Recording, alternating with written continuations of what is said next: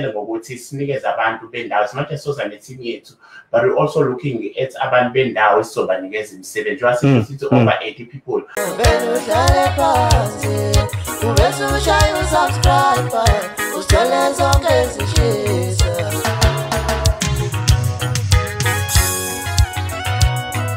Akumelele lapha sokwamukela umulo emakhaya kwesimanzonze lapha sikulethela khona indaba zamaskandi ihamba phambili nefika ngesikhathi. Mbukele emakhaya namhlanje indaba engophatha zona ezoqala ukuthi umsakazi woKhozi FM ungacotsi phansi uTshatha Sibatshaza sakaNongoma Ngobe usememezele ukuthi usithathe igxathu elibalekile empilweni njengoba eseshilo ukuthi usengenelele emkhakheni wozokwakha phecelezi iconstruction. Ushilo ukuthi yena usevula inkampani ebizwa ngokuthi Tjathu God Construction lapho khona azobamsana neTZ Construction okuyinkampani yezokwakha ehola umculo wegospel uThina Zungu. Ushilo ukuthi le kampani yabo izosiza kakhulukazi ukuthi ivule amathuba omsebenzi kakhulukazi kuyitsha enamakhono yokubeka istini, bricklaying, ukuplaster, ukuplamba, roofing, tiling nezinye izinto ezithintana nogesi. Ushilo ukuthi lento lezosiza kakhulu itshe uzokwazi ukuthi iqasheke kule kampani yabo. Washo ngempela ukuthi abasebenzi ngaqala ukuthi bebaqasha njengoba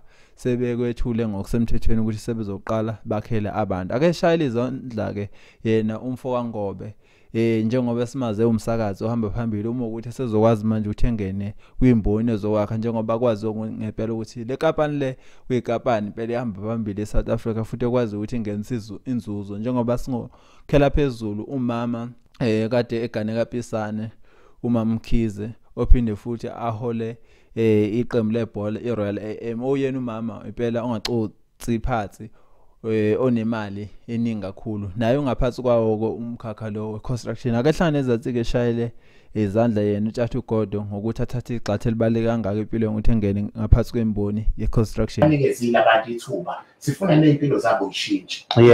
True ukuthi sibanikeze lokho abantu abadeservayo. Yebo. Yabo, most of the time thina suke silwela nje ukuthi abantu bathole lokho ngokweskill sakhe ngoba iskill mfethu siyaphilisa ukwiskill ukwitalent ithalente lakho selikwenzela izinto eziningi. Kade ezinye indaba futhi engudazela zona ezokuthi umzukulu wakaCeza usekhale ngokhetha iphele emasini kumasipala wangakubo wasoLundi.